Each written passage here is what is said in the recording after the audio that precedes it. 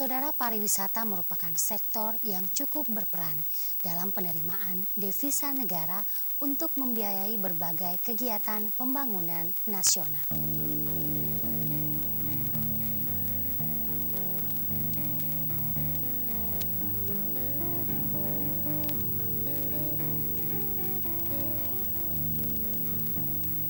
Dalam era globalisasi ini, sektor pariwisata semakin berkembang.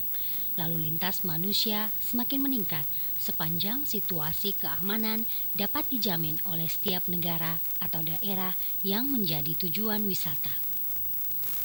Pariwisata menjadi sektor primadona sejumlah negara, termasuk Indonesia, sepanjang dikelola dengan baik dan benar.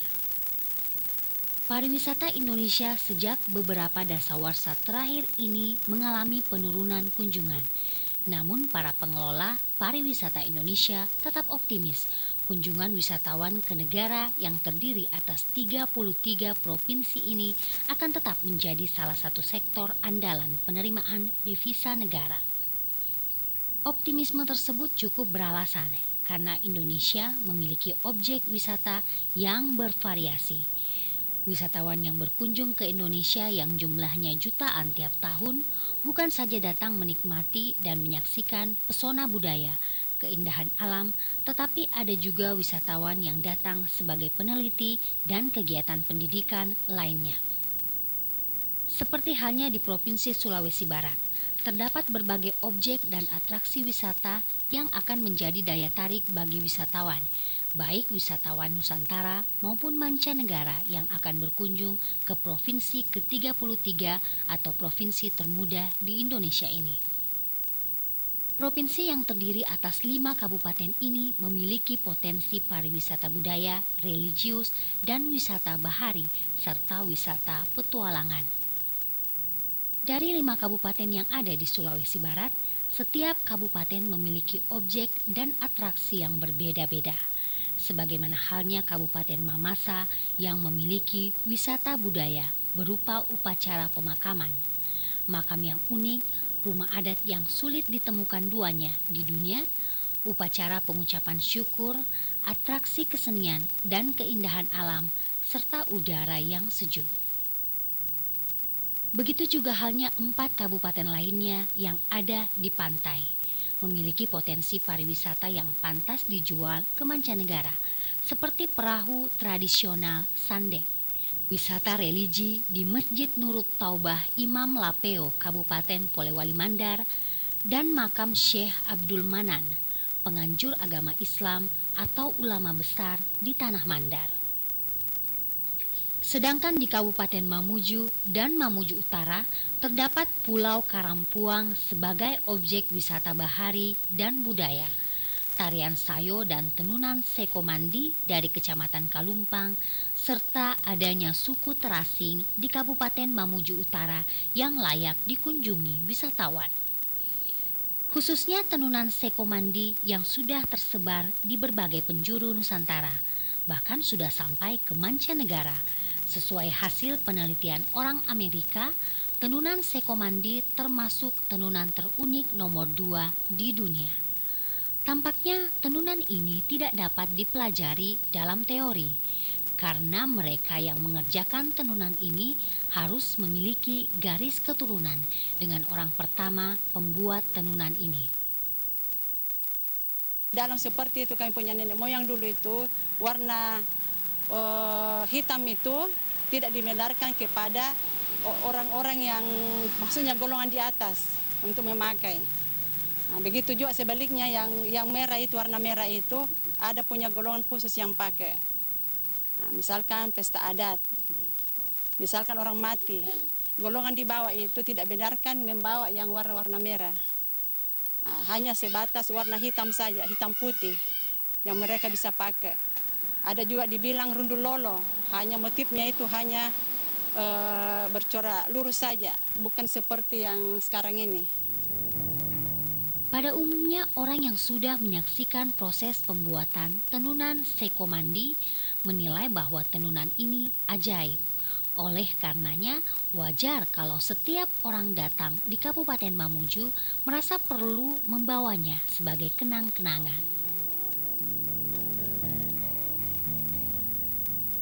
Dari berbagai objek dan atraksi wisata yang ada di provinsi termuda ini, maka pemerintah Provinsi Sulawesi Barat telah menetapkan tahun 2011 sebagai tahun kunjungan wisata Sulawesi Barat. Kalau saya katakan sadar benar kita bahwa pariwisata adalah salah satu sumber pendapatan untuk devisa, ya, baik negara maupun daerah yang menjadi daerah kunjungan wisata. Sebagai sebuah provinsi yang relatif muda dan termuda di Indonesia, Sulawesi Barat ini memiliki satu potensi wisata yang cukup menjanjikan. Ya, bahkan saya katakan ini provinsi yang paripurna. Yang pertama, memiliki wilayah pantai yang strategis, indah, yang panjangnya tidak kurang lebih 700 km. Kemudian memiliki wilayah pegunungan yang juga ya tidak kalah indahnya dengan daerah-daerah lain seperti Mamasa. Ya, cuma memang saya juga menyadari bahwa sebagai provinsi baru yang bertahun-tahun termarginalkan dalam pembangunan, ya, itu tidaklah mudah untuk segera menyatakan daerah ini siap untuk menjadi daerah kunjungan wisata. Walaupun itu menjadi harapan dan cita-cita dan kita bekerja keras untuk itu. Penetapan tahun 2011 sebagai tahun kunjungan wisata Sulawesi Barat, maka pemerintah provinsi dan kabupaten telah dan sedang menata serta mempersiapkan berbagai objek dan atraksi yang dapat dikunjungi wisatawan. Namun yang menjadi masalah utama dalam penerimaan wisatawan yang akan berkunjung ke Sulawesi Barat, khususnya ke Kabupaten Mamasa, adalah jalan dari berbagai penjuru rusak berat. Selain itu, sumber daya manusia sebagai sektor utama dalam dunia kepariwisataan yang akan memberikan pelayanan kepada wisatawan. Begitu juga halnya mengenai akomodasi dan transportasi udara, laut, dan darat. Juga perlu pembenahan sebagai salah satu upaya memberikan pelayanan kepada wisatawan. Karena orang-orang yang tergabung dalam kelompok wisatawan pada umumnya orang-orang yang akan bersantai, sehingga perlu ada kenyamanan dari berbagai aspek. Sementara itu, Sekretaris Dinas Kebudayaan dan Pariwisata Kabupaten Mamasa, Nikolaus Boki SHMH mengatakan, pihaknya telah menginventarisasi semua objek dan atraksi wisata di daerah Pitu Uluna Salu Kondo Sapata, Wae Sapalelean untuk dipasarkan, baik dalam wilayah Nusantara maupun ke mancanegara. Sekretaris Dinas Kebudayaan dan Kabupaten Mamasa, Nikolaus Boki, mengatakan potensi pariwisata di daerahnya dikenal berbagai penjuru dunia karena adanya promosi.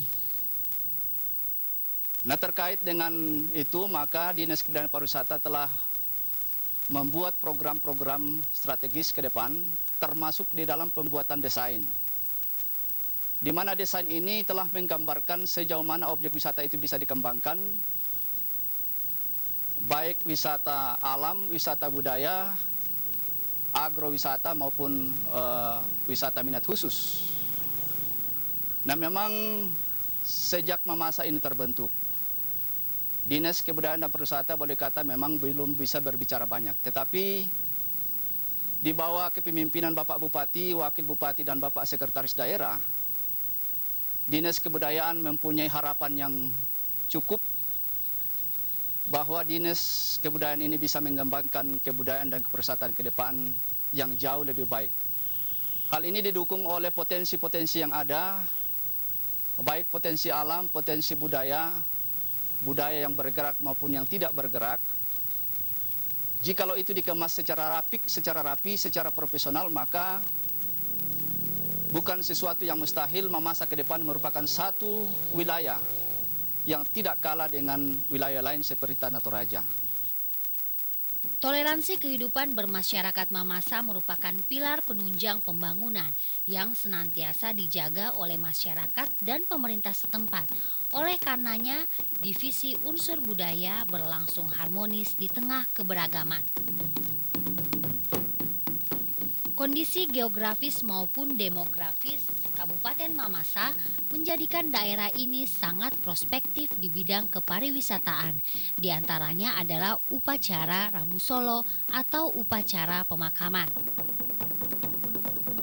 Ketua Himpunan Pramuwisata Indonesia Sulawesi Barat, Arianus Mandadung menilai provinsi termuda ini memiliki objek dan atraksi yang sangat menarik dan patut dijual kepada wisatawan Nusantara dan mancanegara. Namun pemerintah bersama komponen pariwisata di daerah ini masih membenahi berbagai objek, termasuk masalah jalan ke berbagai daerah perlu segera dibenahi. Menurut Arianus Mandadung, selain jalan harus mendapat prioritas segera diperbaiki, juga masalah sumber daya manusia perlu ditingkatkan kualitas karena wisatawan adalah raja atau orang-orang yang datang membawa rupiah dan dolar yang tidak sedikit. Di Kabupaten Mamasa harus memelihara objek wisata alam dan budaya yang ada. Jangan mengembangkan wisata yang baru, tetapi objek wisata yang sudah ada itu harus dipertahankan. Jangan sampai dipromosikan, pada saat wisatawan datang mereka kecewa karena belum dibenahi secara profesional. Kemudian juga sarana, artinya terus terang barangkali banyak uang, tetapi tidak menyentuh objek wisata itu sendiri, sehingga harapan rakyat sangat kurang, karena kalau dana yang ada betul-betul digunakan itu luar biasa indahnya Mamasa dan potensi yang ada. Jadi bagaimana mengembangkan Mamasa ke depan? Pertama adalah sarana prasarana jalan raya, kemudian mempertahankan keaslian, kemudian mengembangkan yang ada secara bertahap. Untuk menyambut wisatawan yang berkunjung ke Sulawesi Barat, pemerintah telah dan sedang membangun berbagai infrastruktur berupa bandara, jalan, dan jembatan. Khususnya untuk bandara, pemerintah telah membangun Bandara Tampa Padang di Kecamatan Kaluku, Kabupaten Mamuju, yang saat ini sudah dapat didarati pesawat Boeing 737 seri 200. Bandara ini sudah dimanfaatkan untuk mengangkut jemaah haji tahun 2009 lalu dengan menggunakan pesawat Boeing 737 seri 200. Sementara untuk angkutan penumpang setiap hari menggunakan pesawat sedang dengan kapasitas 80 kursi.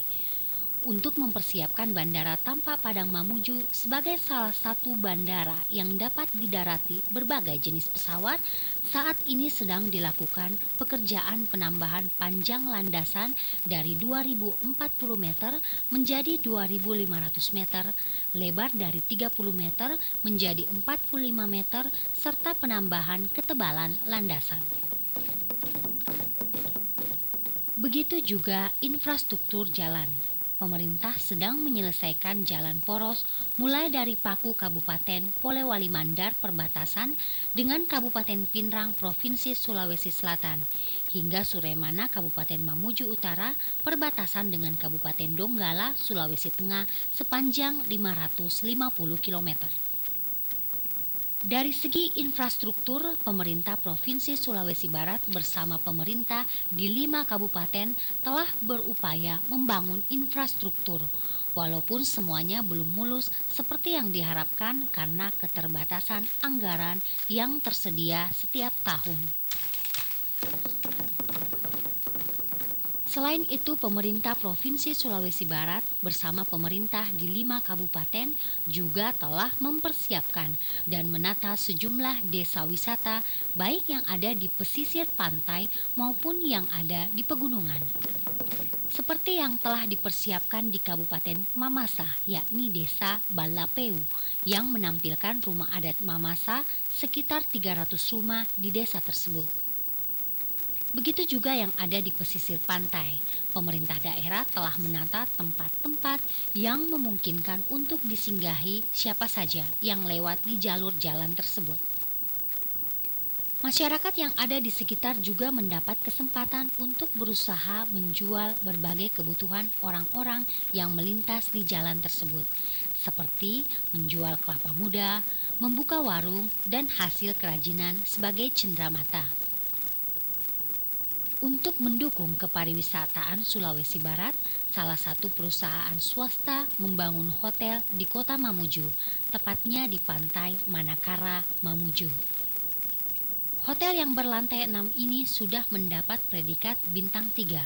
Memiliki kamar ratusan ini merupakan sebuah hotel yang menjadi kebanggaan masyarakat Mamuju pada khususnya dan Sulawesi Barat pada umumnya. Hal ini cukup beralasan karena di provinsi termuda ini baru hotel inilah yang diberi nama Hotel de Maleo yang dinilai cukup representatif. Dari 5 kabupaten yang ada di Sulawesi Barat, semuanya memiliki potensi pariwisata yang layak dijual untuk dikunjungi wisatawan.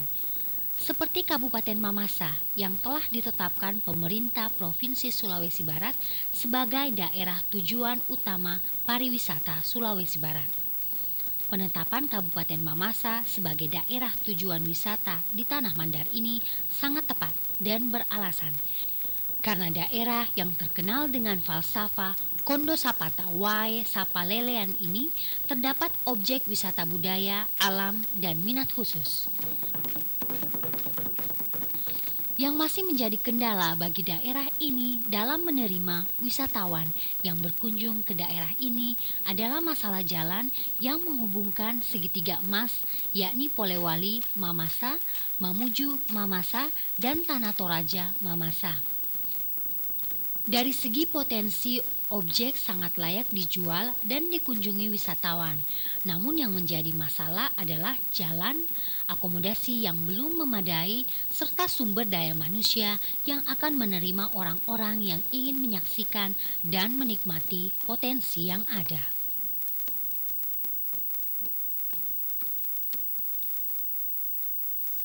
Menurut Ketua Himpunan Pramuwisata Sulawesi Barat, Arianus Mandadung, yang telah puluhan tahun berkecimpung di dunia pariwisata, mengemukakan wilayah yang memiliki potensi pariwisata yang tidak kalah dengan daerah yang telah dikenal namanya adalah Bonehau dan Kalumpang. Dari American Women Association pada saat itu menyimpulkan bahwa Sekomandi adalah tenunan tekstil atau ikat tertua di Indonesia yang merupakan peninggalan kebudayaan Cina 7.000 sampai 3.000 tahun sebelum Masehi yang dibawa oleh orang-orang dari Asia Selatan, dari Cina, Indo-China, kemudian Vietnam dan lain-lain. Sehingga masuk akal kalau itu merupakan ikat tertua di Indonesia, di Galumpang itu. Dan itu harus dipertahankan.